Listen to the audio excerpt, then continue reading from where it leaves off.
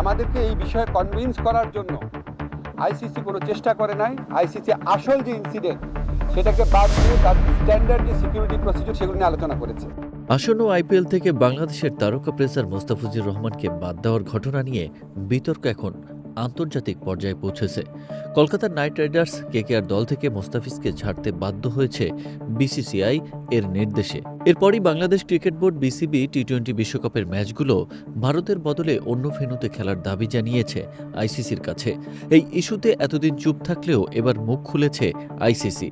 গত 3 জানুয়ারি বিসিসিআই কেকেআরকে নির্দেশ দেয় মোস্তাফিজুর রহমানকে দল থেকে ছাড়তে। কারণ হিসেবে বলা হয়েছে সাম্প্রতিক ঘটনাবলী।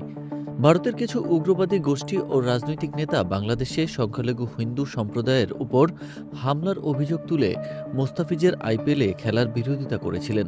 এর ফলে কেকেআরকে মোস্তাফিজকে ছাড়তে হয়। যদিও নিলামে তাকে 9.20 কোটি টাকায় কিনেছিল তারা। এই ঘটনার পর বিসিবি প্রশ্ন তোলে, যারা একজন খেলোয়াড়ের নিরাপত্তা দিতে পারছে না, তারা কিভাবে পুরো দলের নিরাপত্তা নিশ্চিত করবে?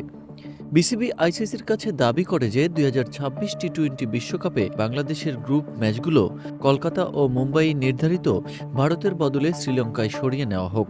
তারা বলেছে, খেলোয়াড়, কর্মকর্তা, সমর্থক ও মিডিয়ার নিরাপত্তা নিয়ে উদ্বেগ রয়েছে।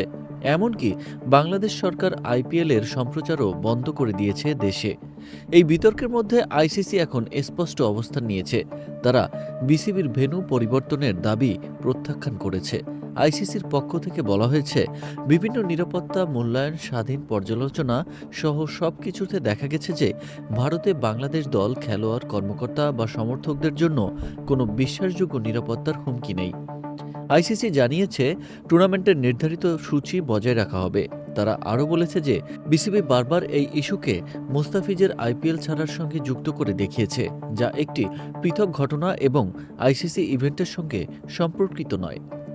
আইসিসির এই সিদ্ধান্তের পর বিতর্ক আরও জটিল হয়েছে। বিসিবি যদি ভারতে না যায়, তাহলে তাদের জায়গায় স্কটল্যান্ডের মতো দল খেলতে পারে। এদিকে মোস্তাফিজ নিজে এই ইস্যুতে খুব বেশি কথা বলেননি। তিনি বলেছেন, যদি তারা আমাকে ছাড়ে তাহলে আমার করার কিছুই নেই। এই ঘটনা ক্রিকেটের চেয়ে রাজনৈতিক ও কূটনৈতিক উত্তেজনার প্রতিফলন বলে মনে করা হচ্ছে। যেই ঘটনাটা ঘটেছে মুস্তাফিজের ক্ষেত্রে, এটা একটা আইসোলেটেড ঘটনা, বা আমরা এটার জন্য সরি, আমরা এই ব্যবস্থা নিচ্ছি। তোমাদের দর্শক, তোমাদের সাংবাদিক, তোমাদের খেলোয়াড়দের জন্য কোনো রকম যোগাযোগের চেষ্টা করে নাই, কোনো রকম কনভিন্স করার চেষ্টা করে নাই। টি-20 বিশ্বকাপ শুরু হবে ফেব্রুয়ারিতে। তাই এই সংকটের সমাধান না হলে বড় প্রভাব পড়তে পারে। আইসিসি অবশ্য স্পষ্ট করেছে, নিরাপত্তা নিয়ে কোনো বাস্তব হুমকি না থাকায় সূচি বদলানো সম্ভব নয় এবং এমন সিদ্ধান্ত ভবিষ্যতের আইসিসি ইভেন্টের নিরপেক্ষতা নষ্ট করতে পারে।